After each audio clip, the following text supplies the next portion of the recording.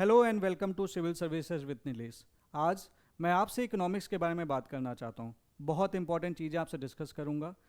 केवल स्ट्रेटजी के बारे में बात करूँगा सही तरीके से पढ़ाई करने की, क्योंकि पढ़ तो हम सभी रहे हैं, सालों साल से पढ़ते आ रहे हैं, फिर भी अभी हम इस टाइम पे इकोनॉमिक्स से परेशान हैं और ऐसे में आपको ज़रूरत है अपनी चीज़ों को सही करने की। सो इस वीडियो को मीनिंगफुल रखने के लिए किन चीज़ों पे मैं आपसे डिस्कस करूँगा वो हैं ये। मैं बात करूँगा थोड़ी सी आपकी मेथडोलॉजी के बारे में, इकोनॉमिक्स का क्या वेटेज है जो आई होप आपको वैसे भी पता होगा। उसके अलावा बात करूँगा कि हम प्रीलिम्स के क्वेश्चन को किस तरीके से ब्रेक डाउन कर सकते हैं, सिलेबस के अकॉर्डिंग कर सकते हैं या फिर कुछ और तरीके से कर सकते हैं। फिर उसमें से मैं आइडेंटिफाई करूँगा कि वो कौन सी मेजर 7 से 8 माइक्रो थीम्स हैं जिस पे आपको एक्चुअली इस टाइम पे फोकस करना है। ध्यान रखना मेरी एक बात को, अगर आप इस टाइम पे सोच रहे हो ना कि आप सब कुछ पढ़ लोगे तो फिर आप गलती कर रहे हो, क्योंकि आपके पास इतना टाइम है ही नहीं। उसके बाद PYQs की डेफिनेटली बात करूंगा और इस बेसिस पे इस टाइम पे इकोनॉमिक्स को कवर करने के लिए बेस्ट सोर्स आपके लिए क्या हो सकता है वो भी मैं आपसे डिस्कस कर लूँगा। सबसे पहले आते हैं मेथोडोलॉजी की। 2 मिनट के लिए इस वीडियो को पॉज करना और खुद से एक सवाल पूछ के देखना, जो आप पढ़ रहे हो इस टाइम पे और जिस तरीके से पढ़ रहे हो, लेट से आप किसी फेमस टीचर के वीडियोस देख रहे हो, 3-3 घंटे के वीडियोस देख रहे हो, कोई लेक्चर अटेंड करो, कुछ भी कर रहे हो, अगर आपके पास लेट से कि लास्ट के 10 डेज से 15 दिन बचते तो क्या आप वो काम कर रहे होते? Just think on this. If the answer is yes, let's if the answer is yes, then please continue, but if the answer is no, you need to rethink and rework। क्योंकि UPSC में सिर्फ आपको अकेले economics तो पढ़ना नहीं है, पढ़ने आपको बहुत सारे सब्जेक्ट्स हैं, तो इकोनॉमिक्स पे आप 10 से 15 दिन से ज़्यादा वैसे भी नहीं दे सकते। तो सवाल आ जाएगा कि अगर मैं ये नो में जवाब है तो मुझे क्या करना चाहिए? मुझे आइडेंटिफाई करनी चाहिए इकोनॉमिक्स की मेजर थीम्स। मेजर थीम्स मतलब वो एरिया जहाँ से यूपीएससी सवाल पूछता है। तो अगर मैं बात करूँ कि अगर मेरे पास कोई टॉपिक आता है, मुझे ये टॉपिक पढ़ना है कि नहीं पढ़ना है, तो मुझे उसमें एक फ़िल्टर लगा लेना चाहिए। फ़िल्टर सीधी सी बात है, आपको उस टाइम पे इस तरह से सोच लेना चाहिए कि अगर मेरे पास 10 से 15 दिन ही होते तो क्या मैं इस टॉपिक को पढ़ता? If the answer comes as yes, then मुझे बेसिकली उसको पढ़ना चाहिए और उस सेक्शन को मैं कह दूंगा कि core, because this is the most important thing. Last में आप क्या बोलते हो कि यार ये वाला सेक्शन इंपॉर्टेंट है, इसे पढ़ लेते हैं, इससे इतने सवाल नहीं आते हैं, इसको छोड़ देते हैं। तो वो आपका कोर वाला टॉपिक है, तो आपको वो टॉपिक पढ़ लेना है। लेकिन अगर आपने वो फिल्टर लगाया, लेट से you have put a filter और 10 से 15 दिन बचे हुए हैं और आप के सामने वो टॉपिक आया एंड यू से सडनली कि नहीं भैया नहीं पढ़ेंगे हम इस टॉपिक को। क्यों? क्योंकि मेरे पास टाइम नहीं है, मैं रिवीजन नहीं कर पाऊंगा और यूपीएससी सवाल पूछता भी नहीं है। तो फिर this becomes your peripheral topics. इस टाइम पे ज़रूरत है आपको आइडेंटिफाई करने के लिए कि आपको इकोनॉमिक्स में कितना पढ़ना है और कितना छोड़ना है। मेरी एक बात हमेशा याद रखना, विदाउट प्लानिंग आप तैयारी तो कर लोगे, सिलेक्शन नहीं ले पाओगे। सिलेक्शन लेने के लिए आपको अपनी तैयारी को प्लान करना बहुत ज़रूरी है। Those who fail to plan, they are planning to fail. तो ये गलती आपको नहीं करनी है। तो आपको आइडेंटिफाई करना होगा कि वो कौन से कोर एरियाज हैं जहाँ पे आपको अच्छे से पढ़ाई कर लेनी है। ये कोर एरियाज कौन से हैं, कैसे मैं आइडेंटिफाई करूँगा? मैं इसको आइडेंटिफाई करने के लिए कुछ रूल्स बनाऊँगा जिसके बारे में मैं अभी आपसे थोड़ी देर में बात करूँगा। बट इस चीज़ को भी मुझे यहाँ पे नहीं भूलना है कि ये जो मैं कोर वाले रूल्स बना रहा हूँ, ये मैं इसलिए बना रहा हूँ क्योंकि I want to set a limit on my study. मैं थोड़ी सी अपनी चीज़ों को लिमिट करना चाहता हूँ। मुझे एक बात समझ में आ गई कि मैं अनलिमिटेड नहीं पढ़ सकता। जैसे कि करंट अफेयर्स ओपन एंडेड है, आप कितना भी करंट अफेयर्स पढ़ लो, आपका कोई ना कोई पोर्शन जरूर छूटेगा। सो इट इज़ इम्पॉर्टेंट कि आप अपना कोर वाला पोर्शन जरूर कर लो एंड देन जो टॉपिक उसके बाद अगर आपको टाइम मिला तो ये आपने पेरीफेरी वाला टॉपिक करना है, नहीं तो कोर वाले एरिया पे स्टिक करना है। अब इसके बाद सबसे पहले लेकिन समझ लेते हैं कि इकोनॉमिक्स का वेटेज क्या है।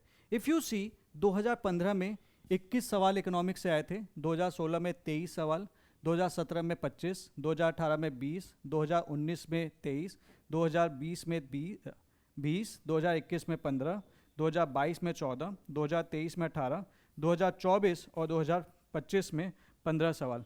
तो मैं अगर देखूंगा तो ऑन एन एवरेज वो आपसे 15 से 20 सवाल पूछ रहे हैं। 15 to 20 question, it means 30 to 40 marks. और ये एक अच्छा खासा नंबर है, क्योंकि 88, 89 पे तो सिलेक्शन ही हो जाता है। तो हम इकोनॉमिक्स को छोड़ तो नहीं सकते। और इकोनॉमिक्स एक ऐसा सेक्शन है कि अगर आप इसको सही से तैयार कर लें और इसके स्टैटिक पोर्शन को अच्छे से कवर कर लें, तो फिर इन दैट केस इकोनॉमिक्स से आप एक अच्छा खासा स्कोर कर सकते हैं। तो लेट्स से अगर 15 सवाल आए हैं तो आप 12 सवाल के आसपास, 12 से 13 सही कर सकते हैं। ये कुछ पॉलिटी जैसा है जहाँ पे गलतियाँ करने के चांसेस कम होते हैं, प्रोवाइडेड आपने उसको बहुत अच्छे से पढ़ रखा है। यहाँ पे जैसे 23 सवाल हैं, कोई बड़ी बात नहीं है कि आप 18, 19, 20 सवाल कर लेंगे, लेकिन उसके लिए आपको ज़रूरत रखनी पड़ेगी, अपना स्टैटिक आपको स्ट्रांग रखना पड़ेगा और करंट अफेयर्स तो डेफिनेटली पढ़ना ही पड़ेगा, लेकिन स्टैटिक यहाँ पे ज़्यादा इंपॉर्टेंट है। अब मुझे एक बात समझ में आ गई कि इकोनॉमिक्स तो इंपॉर्टेंट है। इकोनॉमिक्स इंपॉर्टेंट है तो मुझे ज़रूरत है एनालाइज करने के लिए, कि मैं इकोनॉमिक्स को एनालाइज कर लूँ। कैसे एनालाइज करूँगा, ये एक अगला सवाल आ जाता है। एक ऑप्शन तो मेरे सामने ये है कि मेरे सामने टीचर खड़ा हो गया और उसने जो बोलना शुरू किया हमने मानना शुरू कर दिया। The answer is to this is that कि मत करना ऐसा, आंख मूंद के भरोसा मत करना। थोड़ा सा अपनी आंख खोल के तैयारी करो। आप लोग भी यूपीएससी के लिए तैयारी करो। Think about what the person in front of you is saying. In fact मेरी बात भी ऐसे मत मानो, जब तक आपको अगर सही चीज़ ना लगे तब तक मत मानो। मानना तभी जब आपको ये बात सही लगे। तो एक चीज़ तो ये है कि मेरे सामने जो खड़ा है उसकी बात मान लो। दूसरी चीज़, हर आने जाने वाला जो पर्सन है उसकी बात सुन ले। जैसे लाइब्रेरी में, अरे वो वाला क्वेश्चन तूने नहीं किया, ये वाला तो जरूर आता है। आपने नहीं देखा कि वो ट्रेंड में आता है कि नहीं आता है। तो ऐसे केस में कई बार जब हम इस तरह से फॉलो करने लगते हैं तो ये जो रैंडम एडवाइजर्स हैं इनसे अपने आप को बचा के रखना। ये रैंडम एडवाइस आपको कहीं का नहीं छोड़ेंगे। तो फिर क्या करें, तो मेरी अगर आप बात मानेंगे तो मैं आपको सीधे से एक चीज़, बहुत बेसिक सी चीज़ बता दूं। यूपीएससी ने एक तो आपको सिलेबस दे रखा है बताने के लिए, कैसे मुझे समझ में आएगा कि किसके लिए तैयारी करना है। यूपीएससी ने मुझे अपना एक सिलेबस दे रखा है और यूपीएससी ने मुझे साथ ही साथ इस सिलेबस के बेसिस पे हर साल क्वेश्चंस भी देता है और कुछ भी नहीं बता रहा यूपीएससी। तो मुझे यूपीएससी से क्या मिल रहा है? कोई क्या यूपीएससी आपको एडवाइस कर रहा है कि ये पढ़ लेना? वो एडवाइस आपको सिर्फ और सिर्फ सिलेबस के बेसिस पे ही पता चल रही है। और उस सिलेबस जो यूपीएससी ने दे रखा है उसके बेसिस पे वो क्वेश्चंस कौन से दे रहा है, या फिर कहीं उस सिलेबस को क्रॉस तो नहीं कर रहा है, ये चीज़ मुझे उसके क्वेश्चंस से देख के ही पता चल सकती है। क्या कोई तीसरा रास्ता है? अगर हमें कोई बुक है, बहुत फेमस किताब है, उसमें कोई चैप्टर दिया हुआ है, बहुत इंपॉर्टेंट है, लोग चिल्ला रहे हैं कि बहुत इंपॉर्टेंट चैप्टर है, लेकिन क्या वो यूपीएससी के लिए इंपॉर्टेंट है? The answer will come from this कि whether they are asking from that section और नॉट। जैसे कि अगर मैं हिस्ट्री की बात करूं, एल बासम कहीं नहीं बोल रखा है, लेकिन एल बासम से रिलीजन वाला जो चैप्टर, जो बुद्धिज्म वाला चैप्टर, उससे स्ट्रेट लाइन बाय लाइन सवाल मिलते हैं। तो ऑब्वियसली वो यूपीएससी भी जब उसको फॉलो करे तो हमें फॉलो कर लेनी चाहिए, बट वो पर्टिकुलर चैप्टर। बट वो जब मैं हिस्ट्री का एनालिसिस लूंगा उसके बारे में तब आपसे बात करूंगा। तो मुझे एक चीज़ समझ में आ गई कि यूपीएससी से मुझे मैसेज यही आया है कि मुझे सिलेबस देखना है एंड प्रीवियस ईयर क्वेश्चन देखने हैं। तो फिर मैं सबसे पहले सिलेबस खोलता हूँ यूपीएससी का, और ये रहा यूपीएससी का सिलेबस। ये ऑफिशियल सिलेबस से मैंने निकाला है। यूपीएससी का सिलेबस में उन्होंने देख रखा है इकोनॉमिक एंड सोशल डेवलपमेंट, और इसीलिए सोशल डेवलपमेंट से क्वेश्चंस बहुत आते हैं। सस्टेनेबल डेवलपमेंट हमेशा आप जब भी पढ़ोगे, हर एक इंसान चिल्ला रहा है भैया सस्टेनेबल डेवलपमेंट पढ़ लो। अब सस्टेनेबल डेवलपमेंट या तो आप इन टर्म्स ऑफ इकोनॉमी पढ़ लोगे या तो इन टर्म्स ऑफ इन्वायरमेंट पढ़ लोगे। दूसरी चीज़ होती है पॉवर्टी, तीसरी चीज़ होती है इंक्लूजन, चौथी चीज़ होती है डेमोग्राफिक्स। जैसे कि इंक्लूजन पे क्वेश्चन आ रखा था, जनधन योजना इज रिलेटेड टू 2016 का स्टेट क्वेश्चन था। Then your social sector initiatives, schemes etcetera. तो अब आप सोच के देखना, ये 5 कीवर्ड्स तो उन्होंने दे रखे हैं। तो मुझे इससे क्वेश्चन दिखे चाहे ना दिखे, मुझे इतना पता है कि अगर उसके सिलेबस में लिखा हुआ है तो मुझे इसको बहुत अच्छे से पढ़ना है। लेकिन चलो यार चेक कर लेते हैं कि इससे ये क्वेश्चन बना रहे हैं कि नहीं बना रहे हैं। ये मेरे सामने सोशल सेक्टर एक इनिशिएटिव का एक क्वेश्चन है, नेशनल फूड सिक्योरिटी एक्ट 2018 में आया। तो मुझे दिख रहा है भाई सिलेबस से सवाल तो आ रहे हैं। पॉवर्टी पे यूपीएससी 2019 में एक सवाल आया, in a given year in India official poverty lines are higher in some state then the others. ये क्वेश्चन ऐसे ही नहीं आया, आपके सिलेबस में मेंशन्ड भी था। ठीक है, तो इससे मुझे एक चीज दिख गई कि सिलेबस में अगर उन्होंने कोई कीवर्ड दिया हुआ है तो वो ऐसा नहीं है कि वो मीनिंगलेस है। फिर मैं एक काम करता हूं, चलो PYQs चेक कर लेते हैं। तो let us check the PYQs। जैसे कि PYQs हैं, ये वाला क्वेश्चन है जो the chairman of the public sector bank are selected by bank boards bureau, RBI, union ministry of finance and management of concern bank. तो मुझे यहाँ पे दो टर्म्स दिख गए और मैंने खुद सारे क्वेश्चंस को एनालाइज किया हुआ यूपीएससी के। मैं आपको बताऊं, they have been regularly asking about the RBI, but फिलहाल मैं यहाँ पे बैंक बोर्ड ब्यूरो की बात करना चाहता हूँ क्योंकि इससे रिलेटेड एक सवाल 2022 में आया था, with reference to bank board bureau which of the following statements are correct. तो एज यू कैन सी यहाँ पे उन्होंने ऑप्शन से क्वेश्चन बना दिया, ऑप्शंस को ले गए क्वेश्चन पे और उसके बारे में डिटेल्ड कुछ चीजें दे दी इसके फंक्शंस के बारे में। तो इसका एक और मतलब है कि अगर ये क्वेश्चन आ रखा है तो मुझे इसके ऑप्शंस में जो चीजें दे रखी हैं मुझे इनके बारे में पता होना चाहिए। ये मैसेज यही दे रहा है। PYQs स्टेट भी रिपीट होते हैं, लेकिन एटलीस्ट इतना तो मुझे दिख रहा है कि इसमें जो चीजें दे रखी हैं यहां पे मुझे इसके बारे में पता होना चाहिए। और दूसरी बात, कोई भी टर्म मेंशन्ड है तो उसको बहुत ढंग से मेरे को पढ़ लेना है। और ये चीज आपको सिर्फ इकोनॉमिक्स में नहीं दिखेगी, ये आपको हिस्ट्री में भी दिखेगा, ये आपको साइंस एंड टेक में भी दिखेगा, ये आपको ज्योग्राफी में भी दिखेगा, पॉलिटी में भी दिखेगा, एनवायरनमेंट में दिखेगा, सारे सब्जेक्ट्स में दिखेगा। लेकिन क्या यही क्वेश्चन है? 2013 का सवाल, in the context of Indian economy open market operation refers to which of the following activities of RBI is considered as a part of sterilization conducting open marketing operation. Same question, इसका जवाब ए ही है। What I intend to से कि 10 साल बाद, after a gap of 10 years, they have what they have done, they have kind of repeated the question, they have actually repeated the question, repeat कर दिया question indirect way में। वो direct word by word come he repeat करते हैं, लेकिन indirect way में they keep on repeating the question. What I could see कि 10 साल के बाद, after a gap of 10 years, they have repeated in 2023। तो इससे मुझे एक बात पता चल रही है कि मेरी जो भी मैं सोच रहा हूँ कि ट्रेंड्स पता करूँगा, उसमें मुझे 3, 4, 5 साल के एनालिसिस नहीं करनी है। वो चीज़ कहीं ना कहीं मेरी जो चीज़ें होंगी, जो एनालिसिस होगी, उसे बहुत ही ज़्यादा स्क्यूड कर देगी। बहुत सारे लोग ऐसा करते, भाई 1 साल का पेपर उठा लेंगे, 2 साल उठा लेंगे, 3 साल उठा लेंगे, उससे आपको क्या ही पता चलेगा। आपने एक टॉपिक पढ़ रखा होगा ना, अगर मुझे किसी चीज़ के बारे में ढंग से जानना है तो मैं ज़्यादा इंटरेस्टेड किस में हूँगा, वहाँ के वेदर के बारे में जानने के लिए या वहाँ पे क्लाइमेट के बारे में जानने के लिए? मैं क्लाइमेट के बारे में जानना चाहता हूँ। आप पढ़ते हो वेदर के बारे में पढ़ते हो कि क्लाइमेट के बारे में पढ़ते हो? क्योंकि क्लाइमेट से आपको मिलती है प्रेडिक्टेबिलिटी। सेम वे यूपीएससी में भी अगर मुझे प्रेडिक्टेबिलिटी चाहिए तो मुझे सबसे पहले सिलेबस देखना होगा, प्लस मुझे एटलीस्ट 15 years का मुझे क्वेश्चन पेपर एनालिसिस भी करना होगा। क्यों मैं 3, 4 साल, 5 साल नहीं बोल रहा हूं? क्योंकि मुझे एग्जामिनर का इंटेलेक्चुअल कंफर्ट जोन नहीं पता चलेगा अगर मैं कम देखा तो। मैंने अगर 15 साल का देखा तो मुझे दिखेगा एग्जामिनर का इंटेलेक्चुअल कंफर्ट जोन। हर एक इंसान का कंफर्ट जोन होता है, हर एक इंसान उसके अकॉर्डिंग काम करना चाहता है। 3 साल 4 साल को करने के से हमें चीज़ें नहीं पता चल पाएंगी ढंग से। हमें एग्जामिनर का अगर इंटेलेक्चुअल कंफर्ट जोन जानना है और सही एनालिसिस करनी है तो कम से कम 10 से 15 साल का मिनिमम हमें पेपर एनालाइज करना चाहिए। कायदे से तो 2011 से कर लेना चाहिए, नहीं तो कम से कम 2013 से तो जरूर ही कर लेना चाहिए, जब से आपका ये यूपीएससी का जो पैटर्न है वो चेंज हुआ था, जब दो ऑप्शनल से एक ऑप्शनल हुआ था। और ये जो चेंजेस आप देख रहे हैं वो तब से ही चले आ रहे हैं।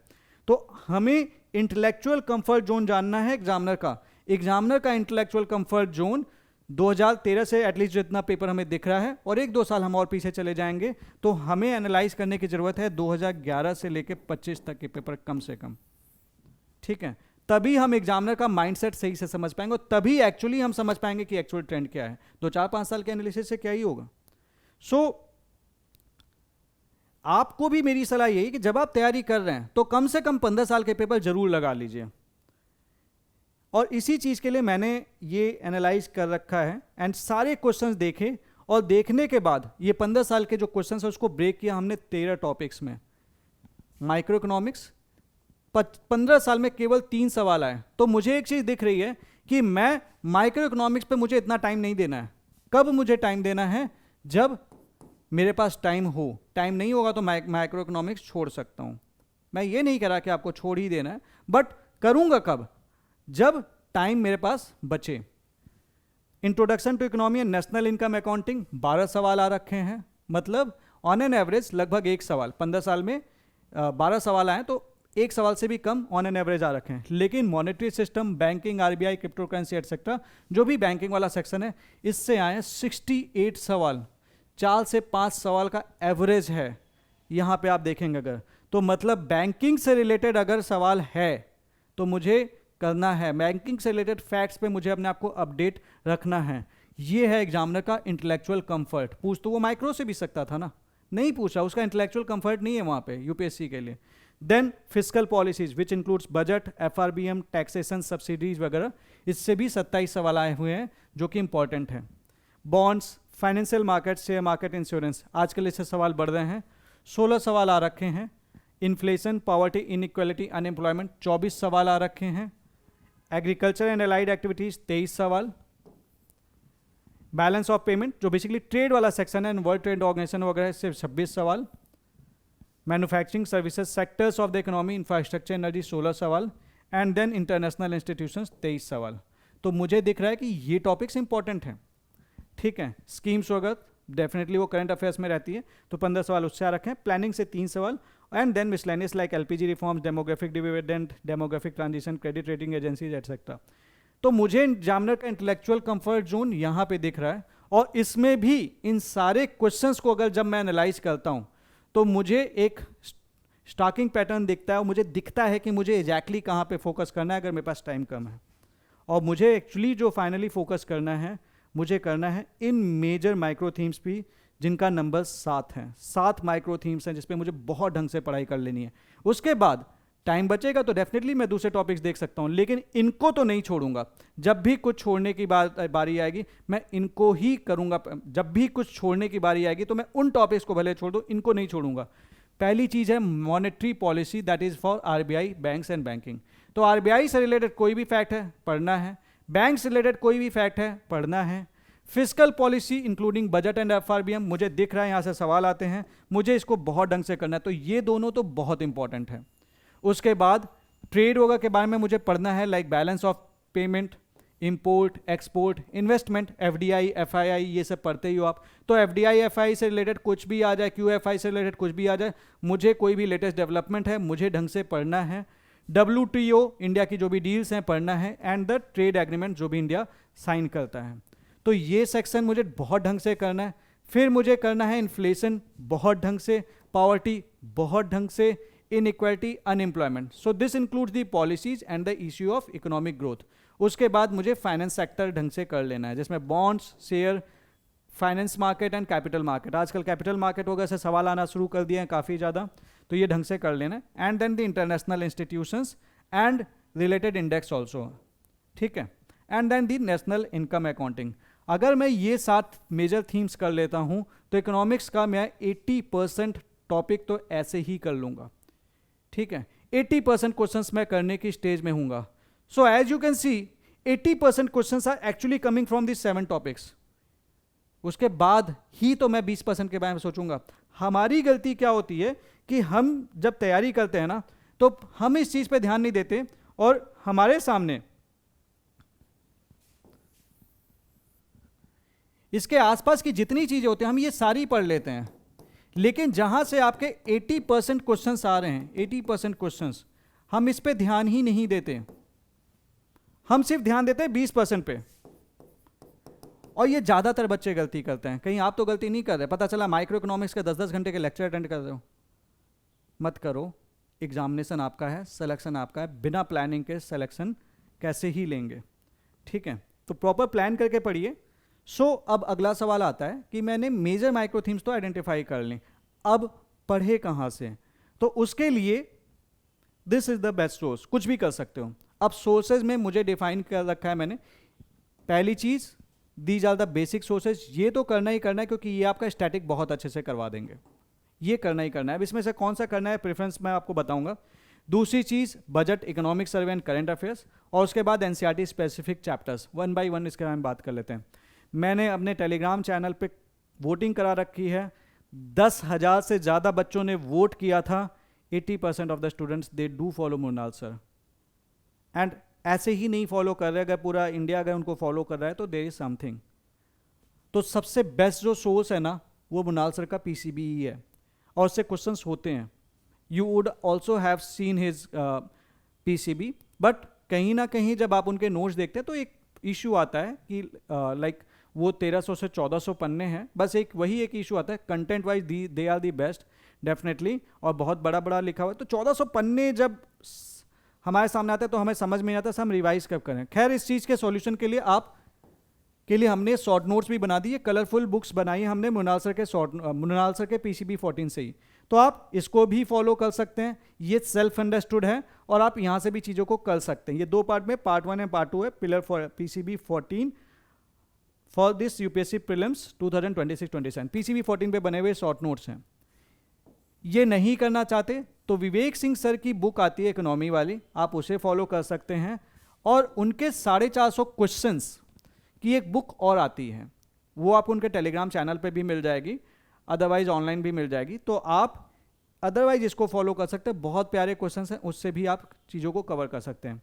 एक और बुक जो है वो श्री राम IAS इकोनॉमी है, that is again a very wonderful book. और उसके बाद प्रैक्टिस, इसके बाद आपका काम हो जाता है प्रैक्टिस का। प्रैक्टिस के लिए आप कोई भी टेस्ट सीरीज होगा कर सकते हैं, PYQs आपको डेफिनेटली करने ही करने हैं, ठीक है। अब जब हमने ये पढ़ लिया, इसको पढ़ने के बाद ही मुझे बजट एंड इकोनॉमिक सर्वे की बात करनी है।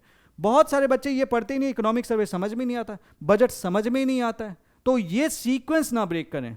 तो do your budget, do your economic survey and do the current affairs of your from any one magazine. अब मैं आपको यहां पे बता दूं, विजन IAS से मैंने एक फ्री सोर्स बनाया है, जनवरी से लेकर दिसंबर तक का करंट अफेयर्स सब्जेक्ट वाइज है, और आप इकोनॉमी जो साल भर का करंट अफेयर्स है इकोनॉमी का, वो लगभग 60-65 पन्ने में पूरा कवर कर सकते हैं।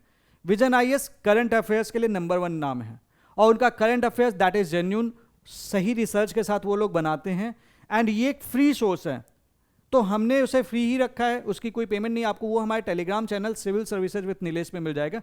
You can go with that document, आप जनवरी से लेकर दिसंबर तक का करंट अफेयर्स कर सकते हो वहां से। अदरवाइज कोई और इंस्टीट्यूट की अगर आप मैगजीन फॉलो कर रहे हो तो आप कर सकते हो, PT 365 भी कर सकते हो, बट उससे ज़्यादा कवरेज कहीं ना कहीं इस मैगजीन में कवर किया हुआ है हमने, जनवरी से लेकर दिसंबर तक, और इनकी मंथली से ही बना है, जिससे PT 365 भी बनती है।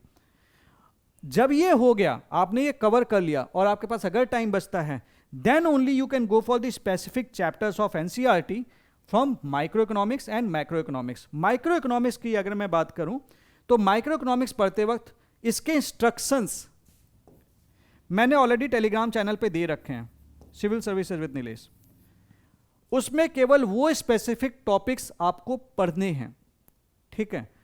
और the channel name is civil services with Nilesh.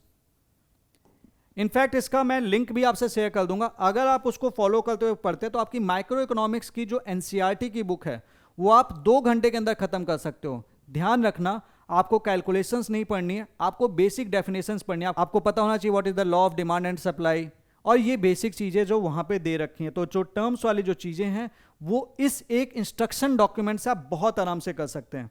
Macro economics के कुछ सेलेक्टिव चैप्टर्स आपको पढ़ने हैं, लाइक जो आपका नेशनल इनकम अकाउंटिंग है एंड एटसेट्रा। बट अगर अदरवाइज आप देखें तो मृणाल सर ने ऑलरेडी ये सारा कुछ मैक्रो इकोनॉमिक्स वाला कवर कर रखा है, तो अगर आप इसे छोड़ना भी चाहते हैं तो आप इसे छोड़ सकते हैं, लेकिन माइक्रो इकोनॉमिक्स के लिए आप NCERT कर लें, आपका सारा सिलेबस इकोनॉमी का कवर हो जाएगा। और बिलीव मी, 20 क्वेश्चन आएंगे, अगर आपने इतना ढंग से कर लिया तो 16-17 सवाल तो आप आराम से ही कर लेंगे, 100% की तो कोई बात आपसे वैसे भी नहीं कर सकता। अगर कोई बोल रहा है कि मेरा कोर्स ले लो, मेरा पढ़ लो, मेरा ही बेस्ट है और इससे बाहर कुछ नहीं आता है, तो आपसे झूठ बोल रहा है। सो ऐसे झूठ से बचते चलो, इन चीज़ों को करते चलो। इकोनॉमिक्स की ये बेस्ट स्ट्रेटजी है जो इस टाइम पे लिमिटेड टाइम में आपको मैक्सिमम स्कोर दे सकती है। So that's all for this video. मिलते हैं आपसे अगले सब्जेक्ट की स्ट्रेटजी में।